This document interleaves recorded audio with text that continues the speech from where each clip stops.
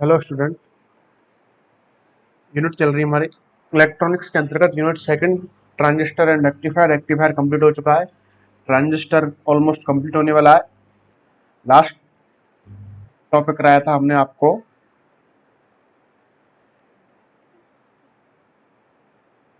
Common ammeter configuration और common base configuration और common collector base configuration के अंतर्गत इनके तुल्य परिपथ बनवाए थे, इनके इक्विवेलेंट सर्किट।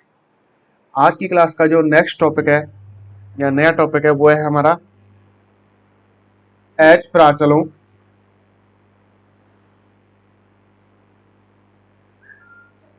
एच प्राचलों के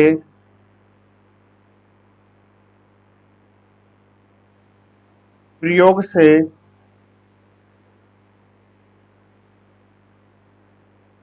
ट्रांजिस्टर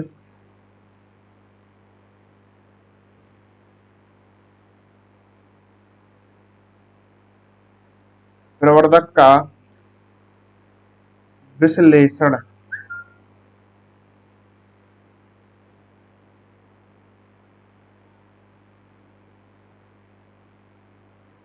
कि एच पैरामीटर हैं, उनकी सहायता से हमें ट्रांजिस्टर के क्या करना है, विश्लेषण करना है।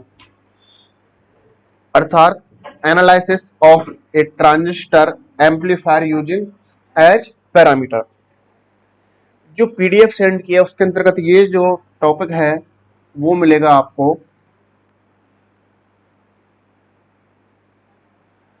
ट्रांजिस्टर प्रवर्धक के लिए वोल्टता लाभ, धारा लाभ, शक्ति लाभ, निवेशी प्रतिबाधा एवं निर्गत प्रतिबाधा का मान ज्ञात करना। अर्थात एच पैरामीटर के अंतर्गत हमें सबसे पहले जो ज्ञात करना है या जिसका मान निकालना है वो है हमारा वोल्टता लाभ, सेकंड धारा लाभ, थर्ड शक्ति लाभ, फोर्थ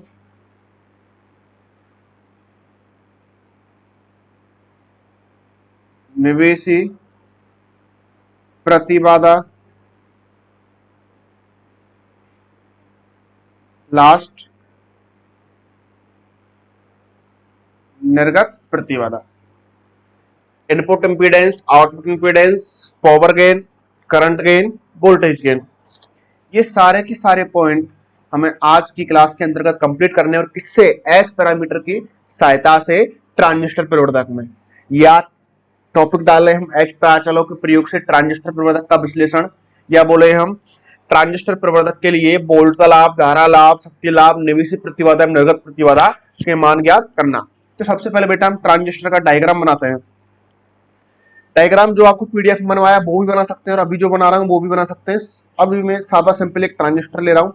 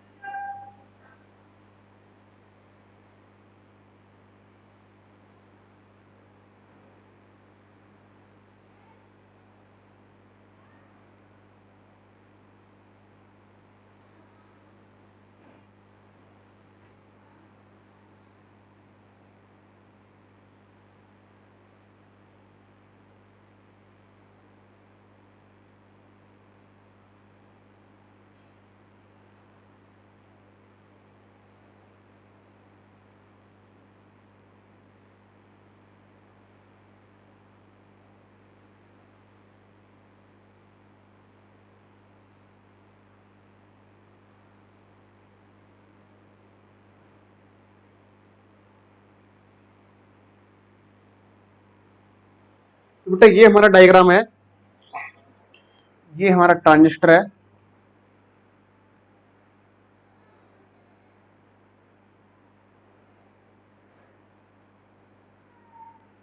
अब ये एनपीएन भी हो सकता है, पीएनपी, और इसके अंतर्गत कॉमन बेस ट्रांजिस्टर या कॉमन एमिटर ट्रांजिस्टर या कॉमन कलेक्टर ट्रांजिस्टर, कोई सा भी ट्रांजिस्टर हो सकता है। यहां I1 एवं B1, I1 एवं B1, I1 है हमारा इनपुट करंट एवं B1 है हमारा इनपुट वोल्ट। ऐसे ही I2 एवं V2 आउटपुट करंट एवं आउटपुट वोल्टता, एवं RL है हमारा लोड रेजिस्टेंस, एवं RS बोल लो या ZS से निरूपित कर लो या RS से निरूपित कर लो, ये है हमारा स्रोत,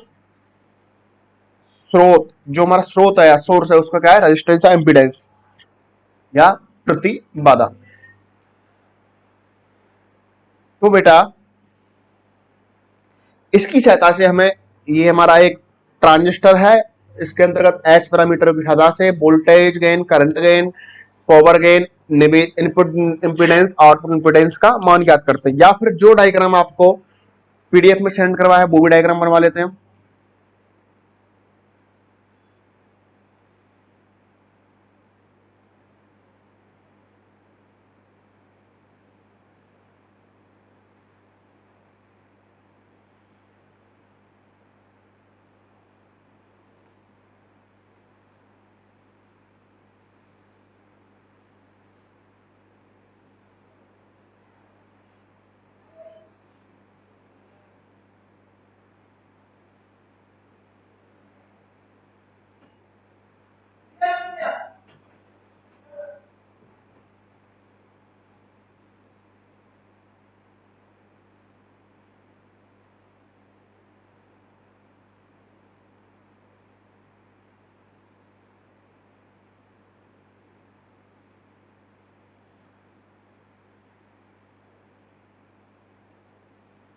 तो बेटा ये तो हो गया हमारा लोड रेजिस्टेंस, ये RS से निरूपित कर लो या ZS से,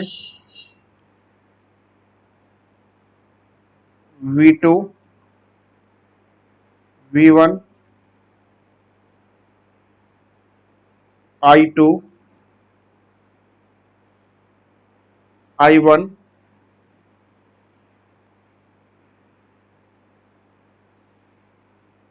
और ये जो ट्रांजिस्टर ले रहे हैं बेटा NPN,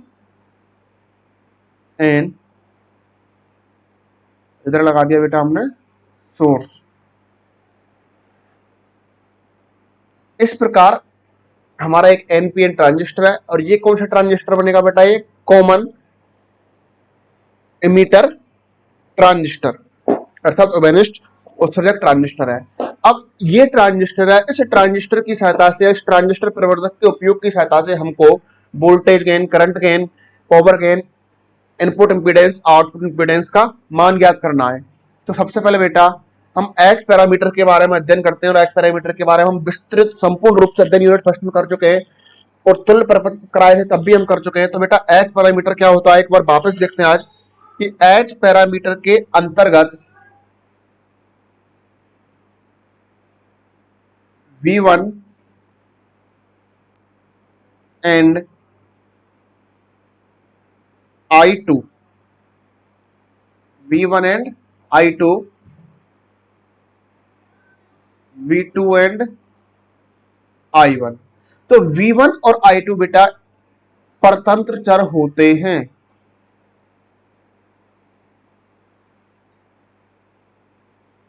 एवं V2 एवं I1 स्वतंत्र चर होते हैं। अर्थात एच पैरामीटर के अंतर्गत V1 एवं I2 तो V1 एवं I2 क्या लिखा, परतंत्र, क्या है, निर्भर है, डिपेंडेंट है किसी पर। अर्थात ऐसी क्वांटिटी, ऐसी राशियां जो किसी के ऊपर क्या है, निर्भर है, ये डिपेंडेंट राशियां या डिपेंडेंट क्वांटिटी या डिपेंडेंट कांस्टेंट कहलाते हैं। एवं V2 एवं I1 जो किसी के ऊपर निर्भर नहीं है, किसी के ऊपर डिपेंड नहीं है, तो ये इंडिपेंडेंट क्वांटिटी या इंडिपेंडेंट कांस्टेंट कहलाते हैं। तो V1 एवं I2 एवं I1 एवं V2 की सहायता से जो एच पैरामीटर के अंतर्गत जो हमें समीकरण मिलते हैं, या जो इक्वेशन मिलती हैं वो इस प्रकार मिलती हैं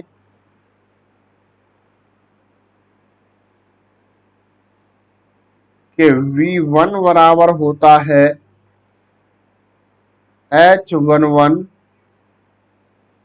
I1 प्लस H12 V2 एवं I2 बराबर मिलता है बेटा H21 I1 plus H22 V2। अब यदि इनको मैं अल्प रूप में लूं तो बेटा क्या मिलेगा मुझे कि dV1 बराबर होता है H11 DI1 plus H12 dV2 एवं DI2 बराबर मिलता है H21 DI1 plus H22 dV2। इसको नाम दिया समीकरण 1 एवं इसको नाम दिया समीकरण 2। तो इस प्रकार हमें एच पैरामीटर के समीकरण मिलते हैं, ये पहले भी हम करा चुके हैं। एवं बेटा आप सभी जानते हो क्योंकि B बराबर क्या होता है IR, तो dV2 किसके बराबर मिलेगा माइनस RL DI2 समीकरण डाला।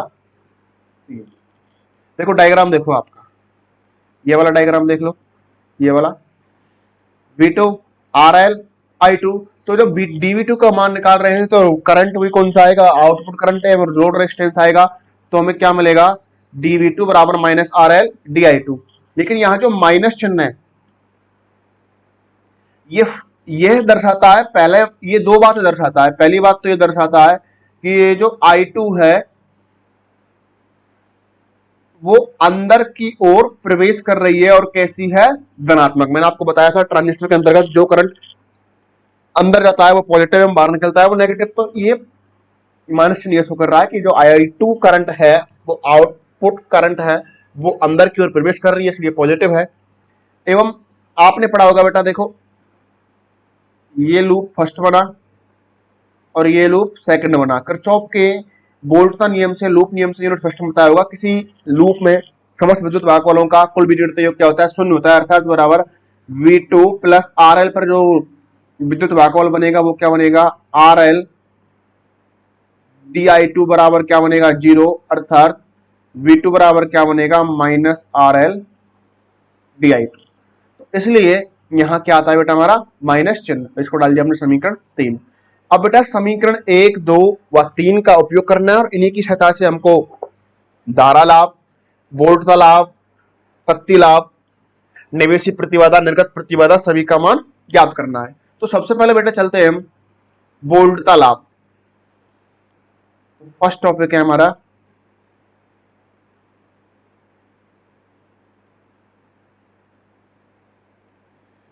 वोल्टता लाभ, या बोले वोल्टेज गेन या वोल्टेज इंप्लीकेशन फैक्टर। तो बेटा जो वोल्टेज इंप्लीकेशन फैक्टर होता है इसको हम वोल्टेज इंप्लीकेशन फैक्टर को ए बी के द्वारा निरूपित करते हैं और वोल्टेज इंप्लीकेशन फैक्टर का जो मान होता है वो होता है V2 बटे V1, और जब बात चल रही है अल्प की तो क्या मिलेगा dV2 बटे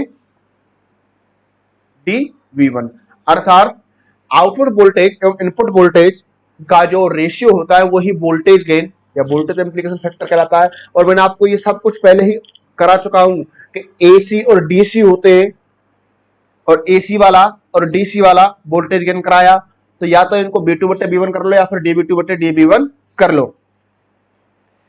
तो बेटा हमको देखो dv2 बटे dv1 का मान लाना। हमारे पास समीकरण 1 2 3 है, ये समीकरण 1 है, ये समीकरण 2 है, समीकरण 3 है। तो सबसे पहले बेटा हम समीकरण 2 का उपयोग करते हैं। देखो ये समीकरण 2 है हमारा, इस समीकरण 2 की सहायता से समीकरण 1 का मान निकालना है। समीकरण 2 की सहायता से हमें पहले di1 का मान निकालना है। तो देखो बेटा क्या करेंगे, सर्वप्रथम समीकरण इक्वेशन सेकंड से, जो समीकरण सेकंड है वो है हमारा, देखो क्या है, di2 बराबर H21 di1 plus H22 dv2। देखो यही था, H21 di1 plus H22 dv2। तो मैंने लिख दिया कि di2 बराबर H21 di1 plus H22 dv2। तो अब बेटा इस समीकरण की सहायता से हमें मान निकालना है di1 का। इस di1 का मान निकालना है तो बेटा देखो di1 क्या मिलेगा, di1 बराबर di2 minus H22 dv2 upon H21। Okay, क्या किया हमने, कुछ नहीं किया, di1 का मान निकाला। di1 का मान निकालेंगे तो ये उधर जाएगा, किसका हो जाएगा, माइनस का, एवं ये जो इसके मल्टीप्लिकेशन में वो कहा जाएगा डिवाइड में। तो ये मिल गया हमको di2 minus H22 dv2 upon H21। अब इसको मैं डाल रहा हूं समीकरण ए। इस समीकरण ए की सहायता से हम इसका di1 की वैल्यू समीकरण 1 में पुट करते हैं। देखो बेटा समीकरण एक ये रहा हमारा, db1 बराबर H11 di1 plus H12 dv2। तो समीकरण ए से जो वैल्यू है हम समीकरण 1 में, या लिखिए ए से मान 1 में रखने पर तो क्या मिलेगा बेटा, समीकरण 1 है हमारा dv1 बराबर H11 di1, और di1 का मान हमारे पास आ चुका है di2 minus H22 dv2 upon H21 db1 H11 di1 plus H12 dv2। Okay बेटा, अब कुछ नहीं, इसको सिंपल करो, इसको सरल करो, और हमारा जो वोल्टता लाभ है या कहे वोल्टेज गेन है उसकी वैल्यू फाइंड कर लेंगे हम। तो ये मिलेगा dv1 बराबर, देखो H11 di2 H22 di2। अब एक काम और करते हैं हम, जो di2 की वैल्यू है वो समीकरण 3 से, समीकरण 3 का है हमारा, समीकरण 3 देखो ये रहा, यहां से यदि मैं di2 का मान निकालूं तो क्या मिलेगा, di2 बराबर मिलेगा मुझे माइनस dv2 अपॉन RL, इसको डाल दिया मैंने v।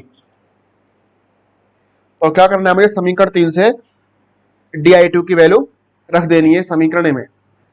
कौन से वाले समीकरण में, इस समीकरण में, यहां इसको डाल दो, चलो v, और इसको डाल देते हैं c।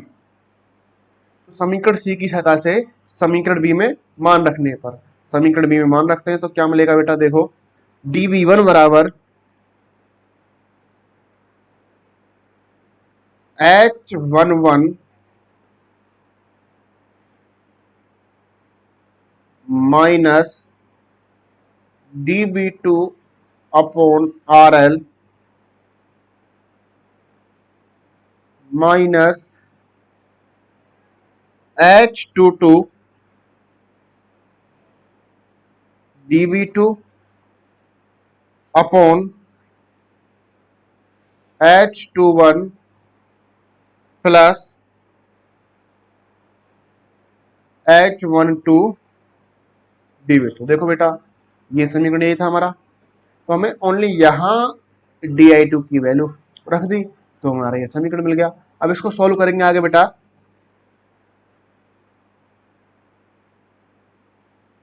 तो dv1 बराबर, देखो dv2 इधर वाले भी है, पेन चेंज करते हैं, dv2 यहाँ भी है, dv2 यहाँ भी है, dv2 यहाँ भी है, तो बेटा dv2 कॉमन आ सकता है। तो देखो बेटा क्या मिलने वाला है हमको, तो नेक्स्ट स्टेप मिलेगी वो है मिलेगी minus H11 upon RL minus, अब इस H11 का जो मल्टीप्लिकेशन अंदर इससे भी होगा इससे भी होगा, तो minus H11 H22 dv2, L से हम H2 बनाएगा तो इसका मल्टीप्लाई किधर होगा H12 से, तो प्लस H12 H21 कॉमन क्या लिया dv2, और पूरे के बटे में क्या आ गया बेटा H21। सिंपल। अरे बेटा इसको सोल्व किया, एलसीएम आया H21 का मल्टीप्लाई होगा हमारा H12 से, तो हमें लास्ट में मिलेगा H12 H21 dv2 फर्स्ट में, dv2 सेकंड, dv2 थर्ड, तो सबसे dv2 क्या ले लिया कॉमन ले लिया। बेटा हमें निकालना है, अब क्या करें हम dv1 बेटा dv2 की वैल्यू फाइंड कर लेते हैं। तो dv1 बटे dv2 बराबर माइनस H11 अपॉन RL। अरे यहाँ ये dv2 नहीं आएगा बेटा, यहाँ ये dv2 नहीं आएगा, dv2 तो हमने सब जगह से बाहर निकाल दिया, माइनस डेल H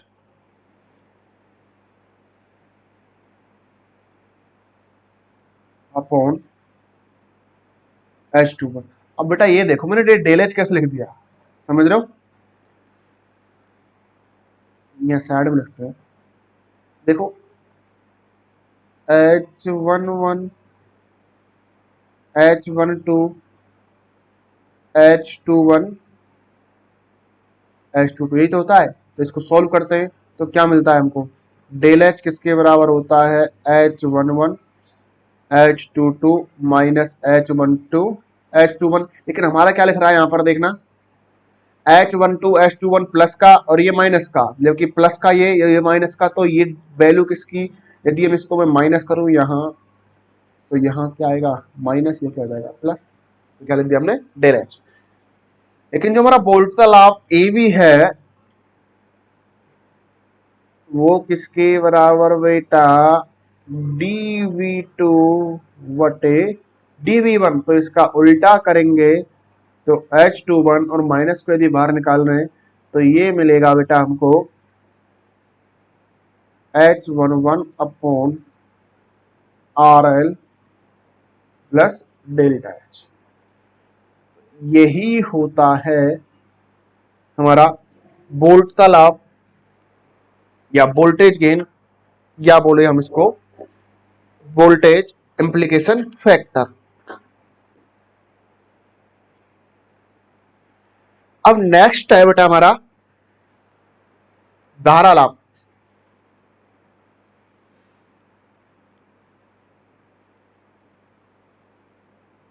धारा लाभ या बोले करंट गेन या करंट इम्प्लीकेशन फैक्टर। तो बेटा जो धारा लाभ होता है उसे हम ए आई से निरूपित करते हैं, और ए आई बराबर होता है सेम बोल्ट्जमान लाभ की तरह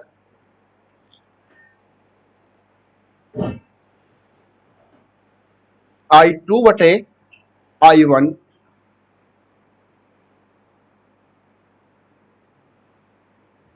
या लिखे di2 अपॉन di1, अर्थात आउटपुट वोल्टेज एवं आउटपुट करंट का जो रेशियो होता है वही क्या कहलाता है धारा लाभ या करंट गेन या करंट एप्लीकेशन फैक्टर। और इसको अल्प की बात करें तो या डीसी में बात करें तो हो जाएगा हमारा di2 बटे di1। समीकरण 1 समीकरण 2 हमारे पास ऑलरेडी है, समीकरण 3 भी हमारे पास ऑलरेडी है। तो हम बेटा अब क्या करना है, dv2 का मान समीकरण 3 से समीकरण 2 में रख देते हैं। देखो समीकरण 1 2 3 ये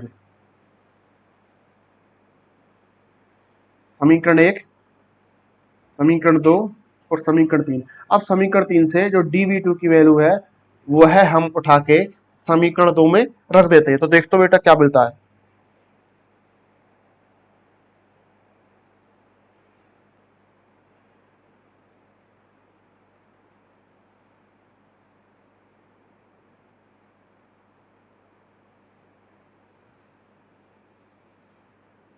नाउ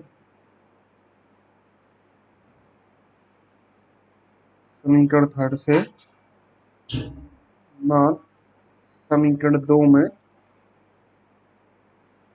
रखने का।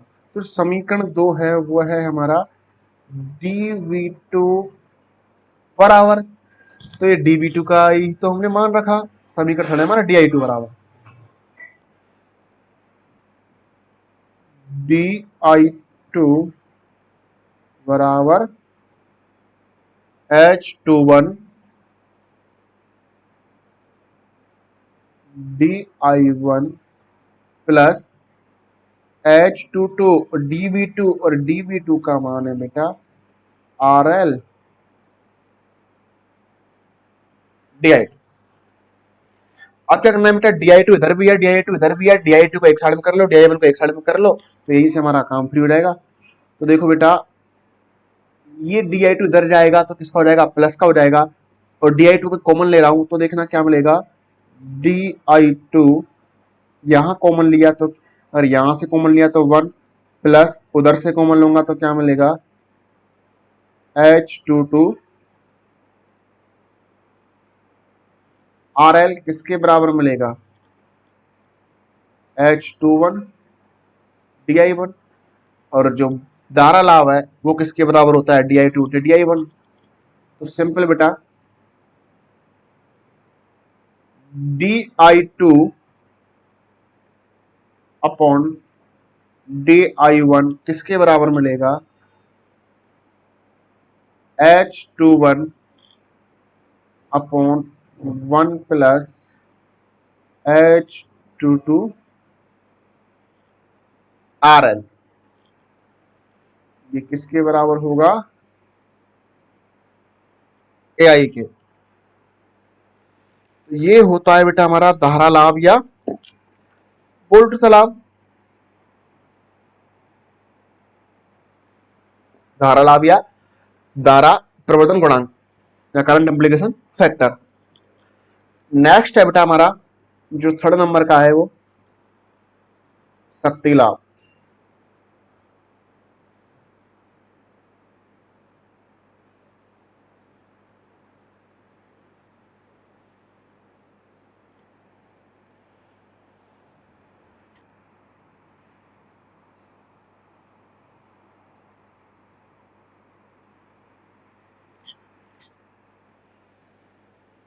तो बेटा शक्ति आप सभी जानते हो P बराबर क्या होता है,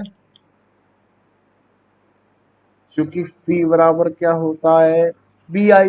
तो शक्ति लाभ किसके बराबर होगा, धारा लाभ और वोल्ट लाभ के मल्टीप्लिकेशन से, अर्थ और शक्ति लाभ को निरूपित करते हैं हम AP से, अर्थात AP किसके बराबर होगा AV इंटू AI। AB का मान हमारे पास है, AI का मान है, देखना बेटा AP बराबर क्या मिलेगा,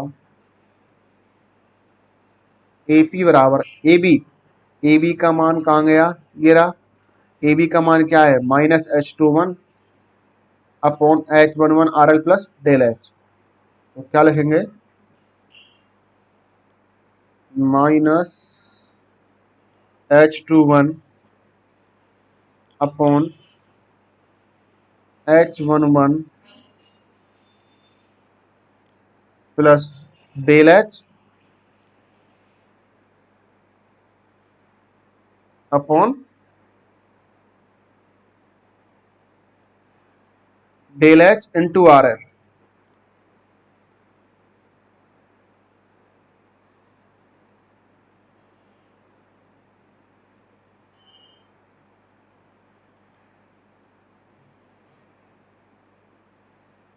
क्या लिख सकते हैं हम इसको, H11 upon RL plus del H.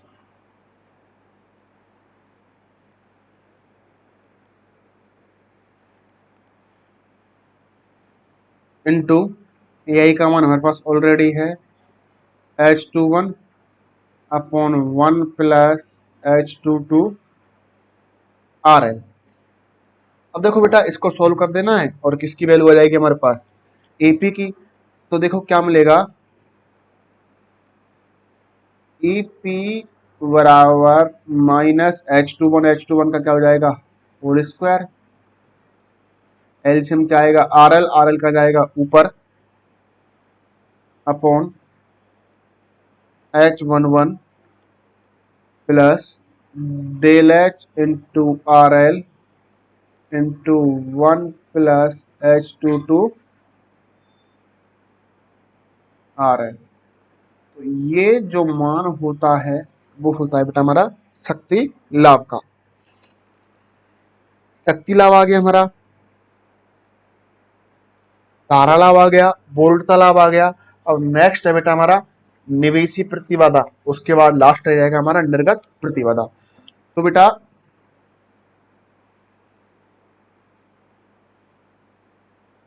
देखो, नंबर 4 है हमारा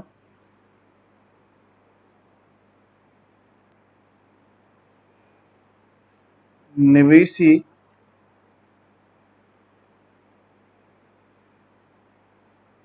प्रतिबाधा, क्या बोले, इनपुट इम्पीडेंस। तो इनपुट इम्पीडेंस किसके बराबर होगा, इसको निरूपित करते हैं हम जेड आई से, किसके बराबर होगा, डी V1 बटे डी आई वन। अरे बेटा, V बराबर होता है IR, R बराबर क्या होता है V अपॉन आई। निवेशी निकाल रहे हैं तो निवेशी वोल्ट और निवेशी धारा का जो रेशियो है वो क्या कहलाता है हमारा, इनपुट इम्पीडेंस या इनपुट रेजिस्टेंस। तो बेटा समीकरण 3 से मान समीकरण 1 में रखने पर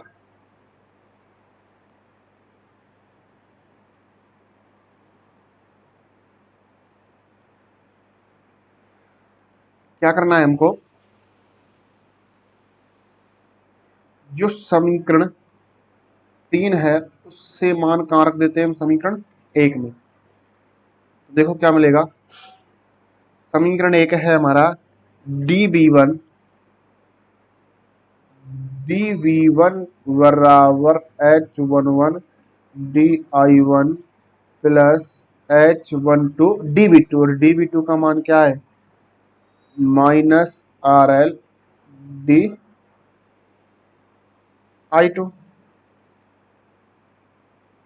तो यहां से बेटा यदि मैं इस समीकरण में DI1 का भाग लगाता हूं तो देखना बेटा क्या मिलेगा, dV1 बटे DI1 से DI1 कैंसिल हो जाएगा, H11 minus H12 RL DI2 upon DI1। DI2 upon DI1 किसके बराबर होता है बेटा, धारा लाभ के बराबर।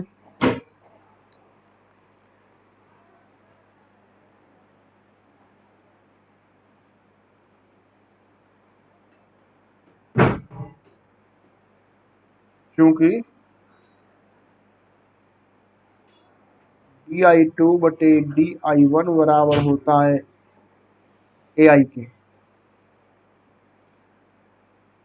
AI, और इसकी वैल्यू हमने अभी निकाली थी, कहाँ गया, यह गया H21 upon 1 plus H22 RL। तो क्या करना है, DI2 बटे DI1 का मान रख दो, मैं किसका मिल जाएगा, DB1 बटे Z1 का मान। तो देखो DB1 बटे DI1 किसके बराबर होगा, ZI के किसके बराबर मिलेगा, H11 माइनस H12 RL, और DI2 बटे DI1 AI की जो वैल्यू है वो किसके बराबर है बेटा, H21 अपॉन 1 प्लस H22। अब इसको सॉल्व कर लो और आपके सामने निवेशी प्रतिबाधा आपके सामने। तो देखो बेटा, जेड आई बराबर मिलेगा, एलसीएम कितना आएगा 1 प्लस H22 RL। ये एलसीएम आएगा,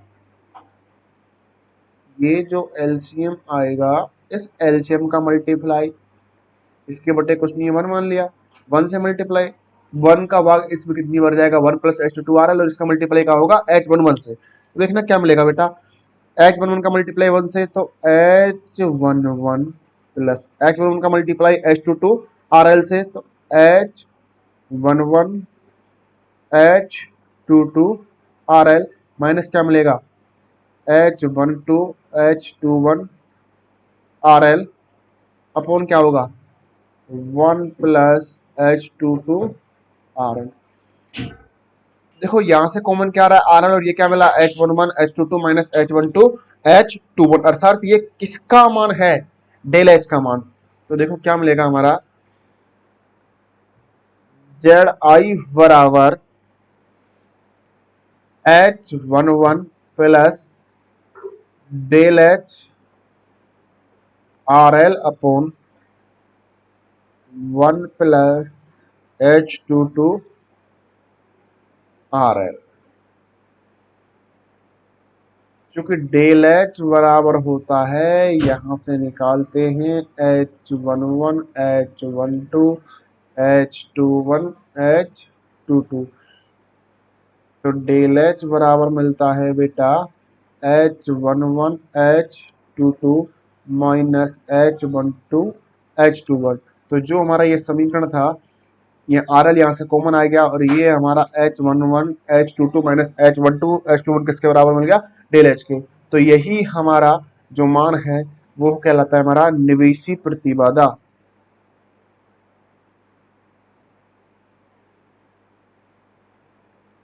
या बोले इनपुट इम्पीडेंस। तो लास्ट है वो है हमारा निर्गत प्रतिबाधा या आउटपुट इम्पीडेंस। तो लास्ट नंबर 5,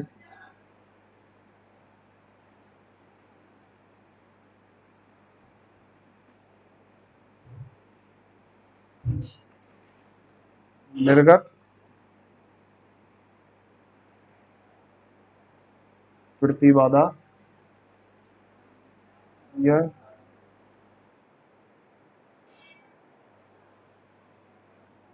तो बेटा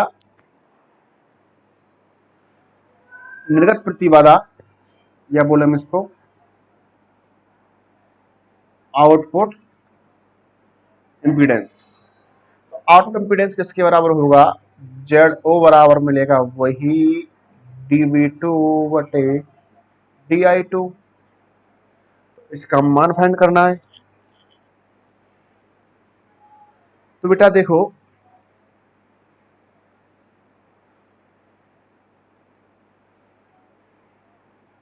V बराबर क्या होता है IR।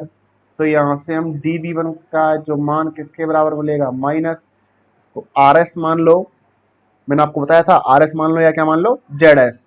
तो यदि हम ZS मान रहे हैं तो क्या लिखा हमने ZS di1,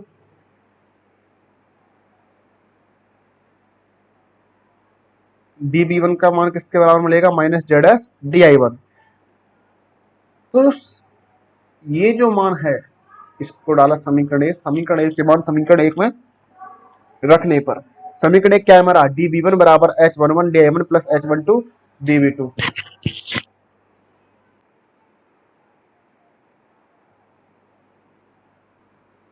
तो बेटा किसकी वैल्यू आ जाएगी हमारे पास आउटपुट इम्पीडेंस की। तो ये मान रख देना हमको समीकरण एक में, और समीकरण एक है हमारा dV1 बराबर H11 di1 plus H12 dV2। तो देखो माइनस ZS di1 बराबर H11 DI1 plus H12 DV2। DI1 को इधर लाएंगे और DI1 को कॉमन लेते हैं और माइनस भी कॉमन आएगा तो माइनस DI1 क्या बनेगा ZS प्लस H11 क्या मिल जाएगा H12 DV2। यहां से मैं DI1 का मान निकालूं तो DI1 बराबर क्या मिलेगा मुझे H12 upon ZS plus H11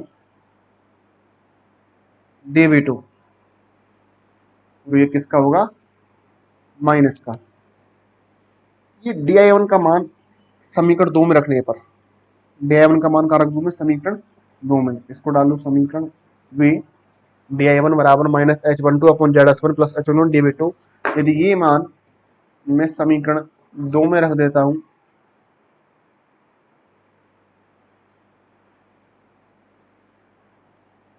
B से मान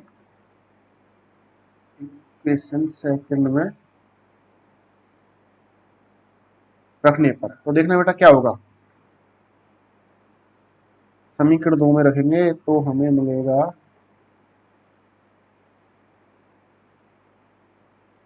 DI2 बराबर माइनस H21 H22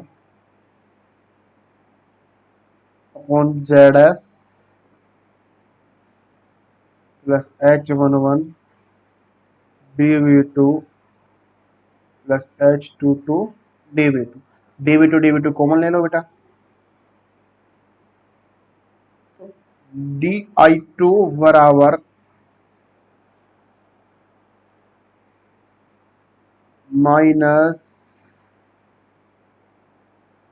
यहां H12 होगा बेटा H12 H21 H12 प्लस अब देखो एलसीएम क्या आएगा ZS प्लस H11 इसका मल्टीप्लाई किससे होगा H22 तो plus H22 ZS plus H11 H22 DV2 upon क्या हो जाएगा ZS प्लस H11। अब बेटा कुछ कॉमन आ रहा है आपको देखो ये लिख रहा है H11 H22 minus H12 H21 इसका मान किसके बराबर होता है बेटा डेल H के। तो यहां से DI2 बटे DV2 का मान किसके बराबर मिलेगा ZS H22 del H upon ZS plus H11। लेकिन हमारा जो आउटपुट इम्पीडेंस होता है वो बराबर होता है DV2 बटे DI2। तो क्या कर दो इसका उल्टा तो ZS plus H11 upon ZS H22 del H। तो ये मान होता है बेटा हमारा आउटपुट इम्पीडेंस का। यहां हमारा H पैरामीटर का जो विश्लेषण है वो कंप्लीट है। अब बेटा हमने ट्रांजिस्टर संपूर्ण एक कॉमन लिया कि हमने कोई ट्रांजिस्टर उसका कुछ नाम नहीं लिया। अब हम नेक्स्ट क्लास में ये सारे point voltage gain current gain power gain output impedance input impedance सबसे पहले कॉमन बेस कॉन्फ़िगरेशन या कॉमन बेस ट्रांजिस्टर के अंतर्गत उसके बाद then common emitter transistor and last में कॉमन कलेक्टर ट्रांजिस्टर के अंतर्गत नेक्स्ट वीडियो में कंटिन्यू करते हैं कंप्लीट करते हैं। आज के लिए इतना ही काफी है। सभी भैया बिना बोले टाइम से लैब आ जा करें। जो टाइम आपको डालते हैं उसी टाइम पर लाइव क्लास लिया करें।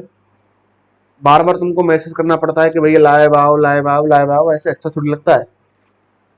तो सभी टाइम से लाइव आए लाइक करें कमेंट करें, शेयर करें और जिन बच्चों ने अभी तक चैनल को सब्सक्राइब नहीं किया है वो सब्सक्राइब करें।